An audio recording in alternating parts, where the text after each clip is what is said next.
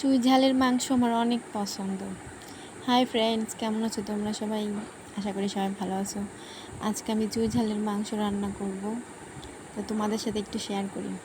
প্রথমে তেল গরম করে তার ভিতর ফোড়ন দিয়ে দিয়েছি তেজপাতা, জিরা, দারচিনি, তারপরে পেঁয়াজ দিয়ে ভেজে নেব লাল লাল করে। আমি মাংস আগে ম্যারিনেট করে আধা ঘন্টা আগে ম্যারিনেট করে ফ্রিজে রেখে দিয়েছিলাম। আমি মাংস রান্না করে বেশিরভাগ সময়ই ম্যারিনেট করে রান্না করি। আমার কাছে ভালো লাগে ম্যারিনেট করে রান্না করলে, আমার মনে হয় মাংস ফ্লেভার বেশি পাওয়া যায়। তো মাংস দিয়ে দিছি, এই পর্যায়ে সুন্দর করে কষিয়ে নেব।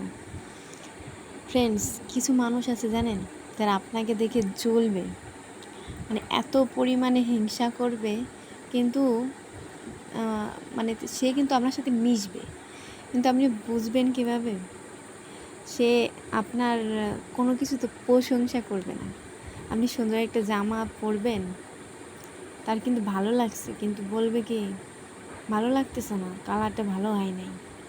কিন্তু কিছুদিন পরে দেখবেন কি আপনার ওই সেম কালারের সেম জামাটা সে কিন্তু বানায় নিছে। তো ফ্রেন্ডস, এইসব লোকজন থেকে সাবধান। তো আমার মাংস কষানো প্রায় শেষ। এই পর্যায়ে আমি টেস্ট করার জন্যে দেব আমার বড় মশাইকে। তিনি আমার মাংস টেস্ট করতে পছন্দ করেন, মানে সে টেস্ট করলে নুন ঝাল সব ঠিক হয়, এই জন্যে আমিও তাদের দিয়ে টেস্ট করাই। মানে লবণ আর ঝাল সে ঠিক ঠিক বলতে পারে।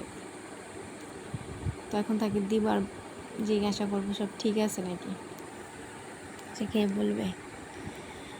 তা কিছু লাগলে দিব, আর না লাগলে তো হয়েই গেল। মানুষের শত্রু না, আসলে হয়েছে কি, বরের শত্রু বরেরও শত্রু না, বউয়ের শত্রু বউয়ের সতীন হচ্ছে কি এই ফোন। মানে বউকে মানুষ যতটা সময় না দেয়, তার থেকে বেশি সময় দেয় বর তার ফোনকে। কার কার বর এমন আছে কমেন্টে জানাবেন প্লিজ। তো সে খেয়ে বললো সব ঠিক আছে। আমি জিজ্ঞাসা করতেছিলাম লবণ আর ঝাল ঠিক আছে, না ঠিক আছে, কিছু দেওয়া লাগবে না। তো এই পর্যায়ে আমার রান্না শেষ, গরম মশলা দিয়ে নামিয়ে নেব। কে কে চুই ঝালের মাংস পছন্দ করো বলো।